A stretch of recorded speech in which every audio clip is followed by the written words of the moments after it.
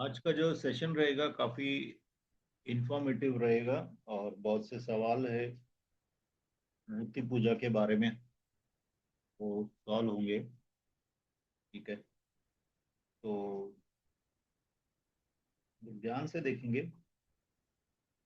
एक कुरिन्थी का 8वां अध्याय देखिए, पहला वचन। अभी हम लोग जो ये देख रहे हैं ना, ये कोरिन्थियन चर्च ने अलग अलग सवाल पूछे थे पौलुस और यरूशलेम काउंसिल वाले थे।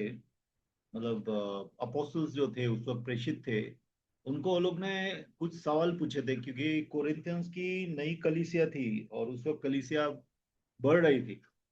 तो उनको बहुत से सवाल थे अलग अलग बातों के लिए। तो पौलुस जो बता रहा है वह उनके सब सवालों का जवाब दे रहा है कि तो भाई यहाँ पे जो है वो ज्यादातर वो मूर्तियों के बारे में बता रहा है कि मूर्ति पूजा और प्रसाद वगैरह जो क्या है, कैसा हमें चलना चाहिए। ठीक है, तो देखेंगे 8:1, 8, चैप्टर 8 का 1।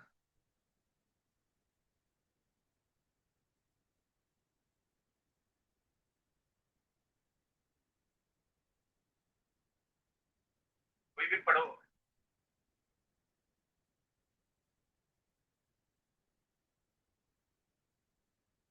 अब मूर्तों के सामने बलि की हुई वस्तुओं के विषय में हम जानते हैं कि हम सबको ज्ञान है। ज्ञान घमंड उत्पन्न करता है, परंतु प्रेम से उन्नति होती है। हमें ओके, अभी यहाँ पे जो है कितना बार क्या होता है कि नए विश्वासी और पुराने विश्वासी, ठीक है, तो दोनों भी हो सकता है।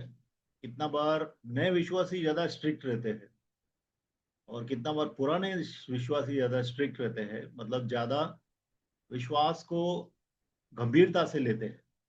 तो विश्वास को गंभीरता से लेना बहुत जरूरी है। तो यहाँ पे बता रहा है कि मूर्तियों को जो चढ़ाया हुआ कोई भी चीजें है, ठीक है, तो कितने लोगों को अगर नॉलेज है उसके बारे में, मतलब वो जानता है, तो कितना बार वो भाई को, मतलब दूसरा भाई जो है उसके मजाक उड़ाता है कि अरे ये कर रहा है। अभी देखो ये बहुत से लोग इसमें से यहूदी इससे आए हैं, फेथ से आए हैं, यहूदी मतलब जूइश फेथ से आए हैं।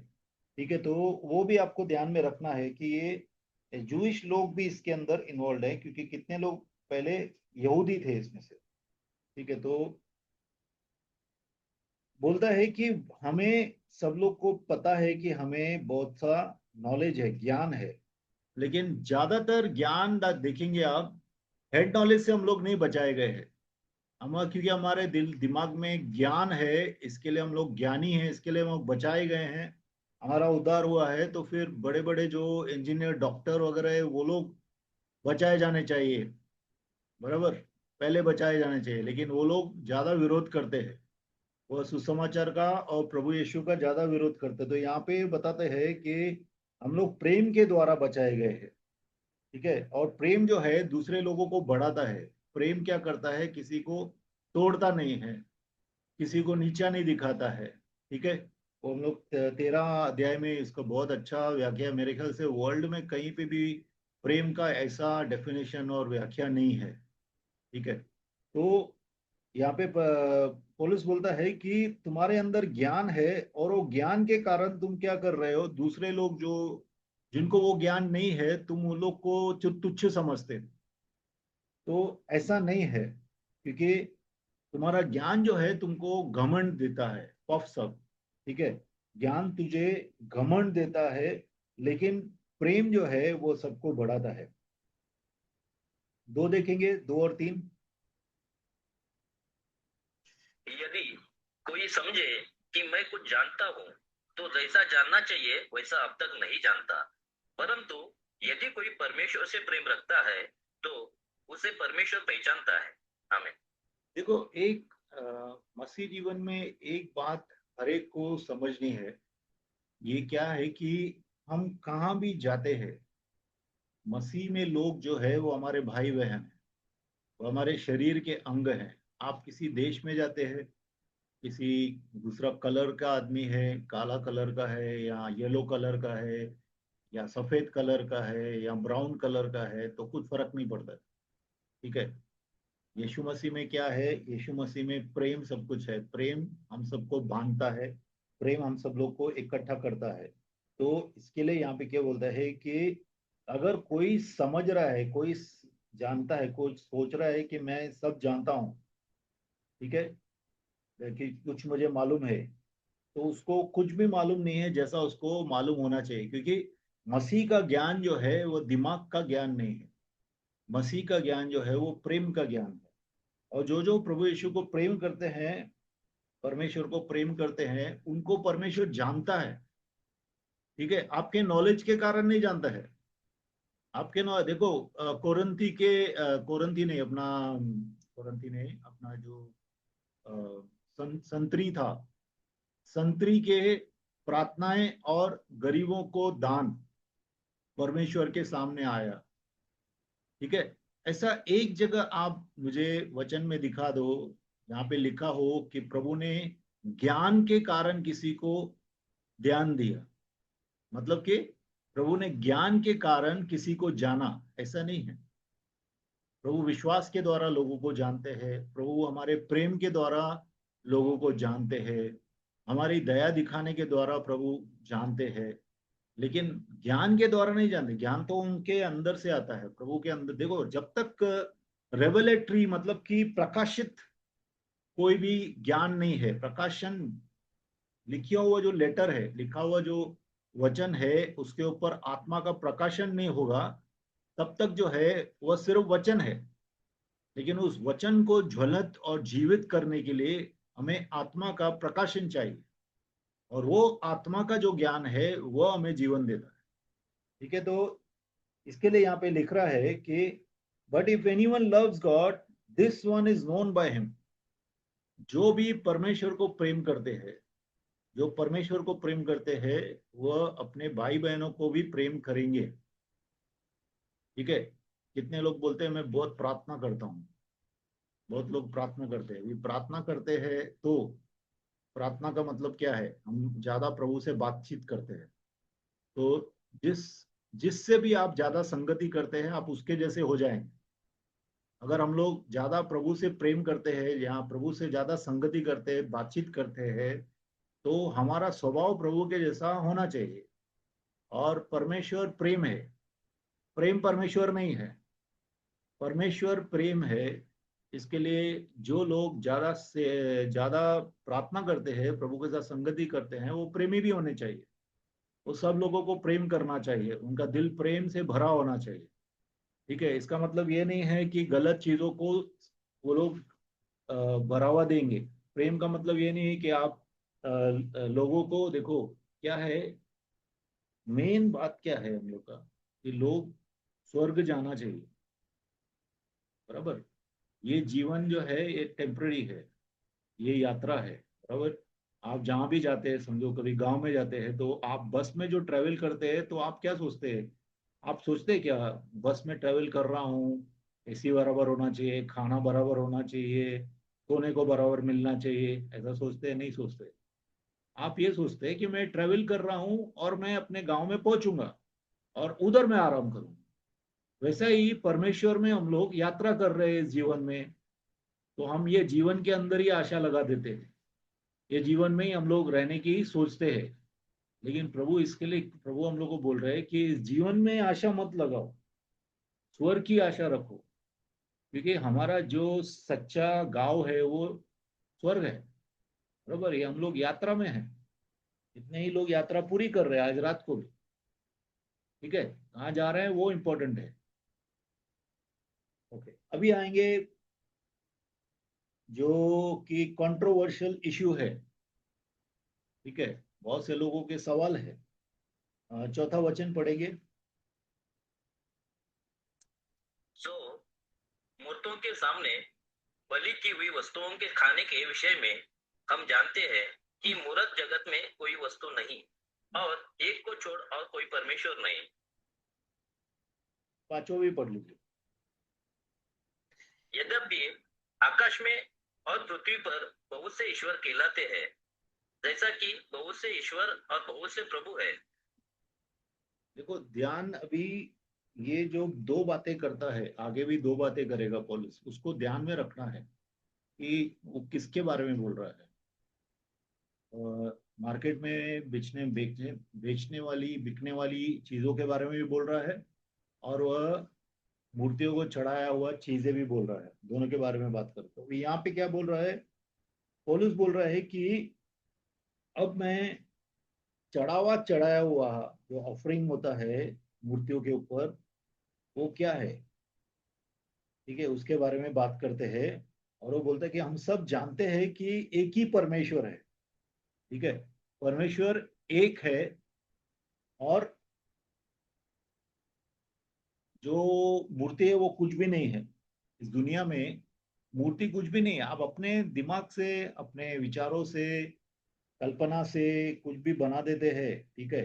बहुत से अभी देखो हर एक जगह पे, अभी इंडिया में, अपने इंडिया में हर एक धर्म में कुछ ना कुछ मूर्तियां हैं, ठीक है।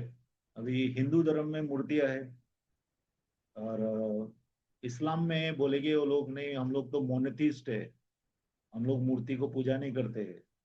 लेकिन उनका अंदर भी मूर्तियां है। ऐसा मजार में जाते हैं, दरगाह में जाते हैं, 786 वगैरह जो लिखते हैं, तावीज पहनते हैं, वो सब क्या है, वो भी एक किस्म से मूर्ति है ना। तो या फिर आप जाएंगे तो सिख लोगों का अंदर भी मूर्तियां है, कैथलिक लोग हैं, कैथलिक लोग भी क्रूस लगाते हैं, क्रूसीफिक्स रखते हैं। या मरियम का सब लोग कितना जगह पे ऑल्टर बनाते हैं, घरों घरों में ऑल्टर है। तो ये सब मूर्तियां हैं जो कि लोगों की कल्पनाएं हैं, ये परमेश्वर है। लेकिन जो अविनाशी परमेश्वर है उसको किसी ने देखा नहीं, क्योंकि वचन में लिखा है कोई भी परमेश्वर को देखेगा तो वो जिंदा नहीं रहेगा, ठीक है। लेकिन मूर्तियों को देख के तो लोग जिंदा रहते हैं, मरते नहीं हैं। और हम सब जानते हैं कि 1/3 स्वर्गदूत गिराए गए थे स्वर्ग से, और वही आज पूरी दुनिया में वर्शिप ले रहे हैं। वो पूरी दुनिया में लोगों से स्तुति ले रहे हैं, क्योंकि वो लोग परमेश्वर को रिप्लेस करने की कोशिश कर रहे हैं। वो लोग परमेश्वर की जगह पे बैठना चाहते हैं, ठीक है। इसके लिए यहाँ पे पौलुस लिखता है कि इवन इफ सो कॉल्ड, बहुत से बहुत से परमेश्वर है। लिखा क्या है उधर, भगवान क्या लिखा है, 5 में लिखिए।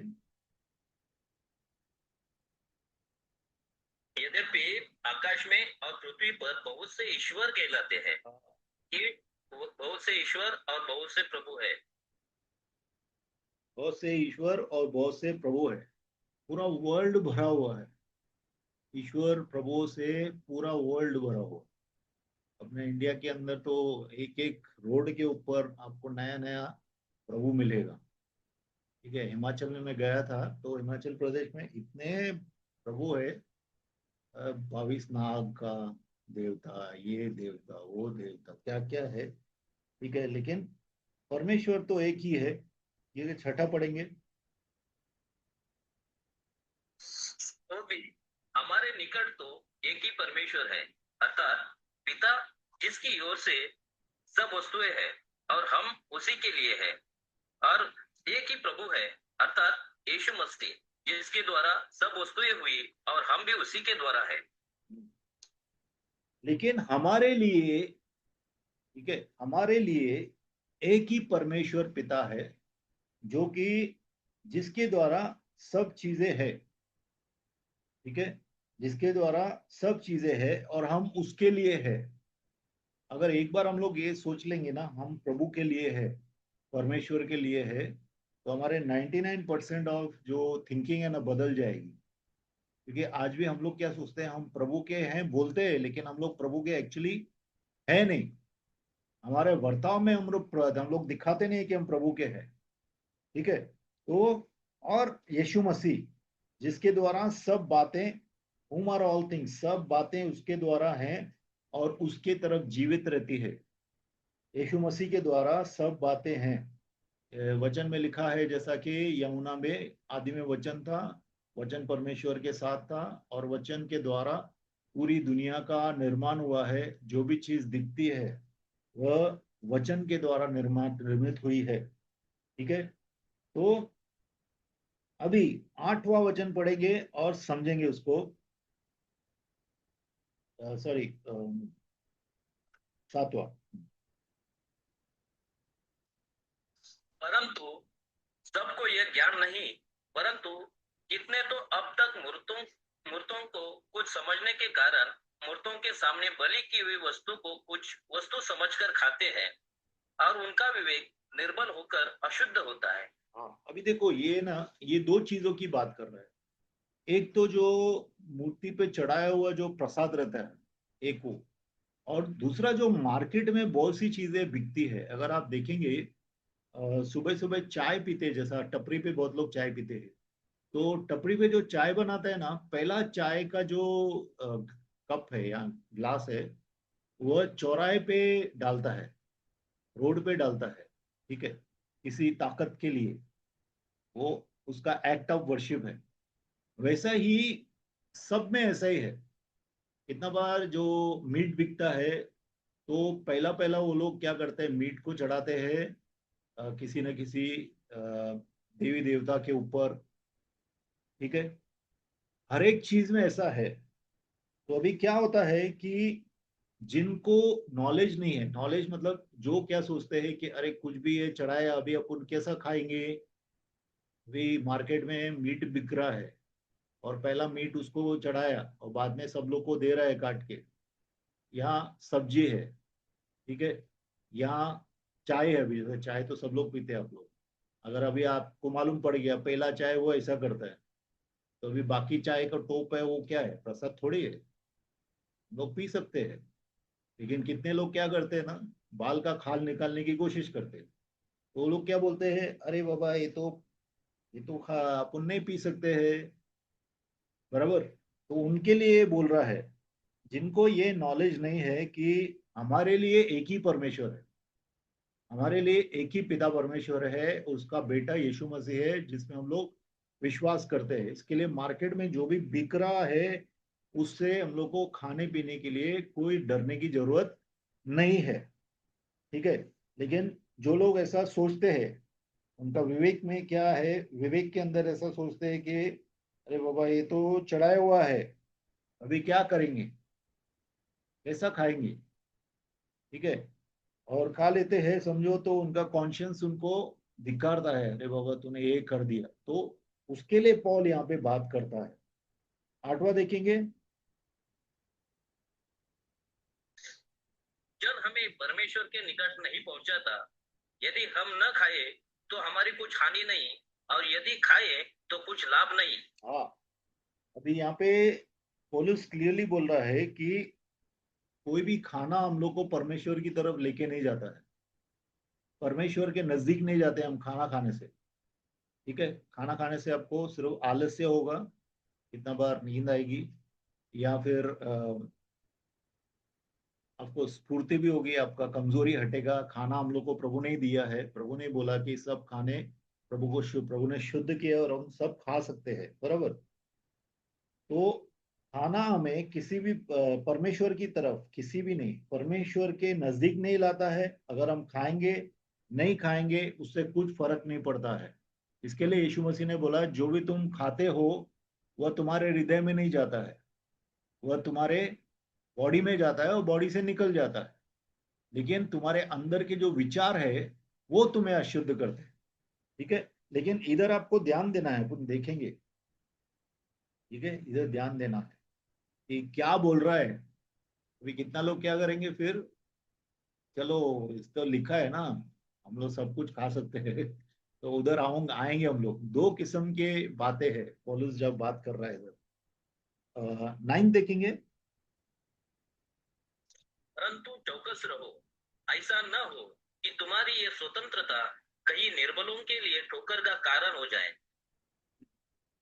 अभी समझो, आप परमेश्वर को आप विश्वास करते हैं और आपके लिए सब कुछ खाना है, आपको कोई देखेगा या कुछ तो वो भी खाना है। आजू बाजू में बहुत से नंगड़ वगैरह चलते हैं, बराबर। देके गया, आप सोचते हैं कि ये कुछ नहीं है, ये परमेश्वर का कुछ खाना नहीं है, ये तो मेरे लिए सिर्फ खाना है, बराबर, और आप ये स्वतंत्र होकर खाते हैं, ठीक है। लेकिन कोई वीक नया नया विश्वासी आया है, 10वां पढ़ेंगे।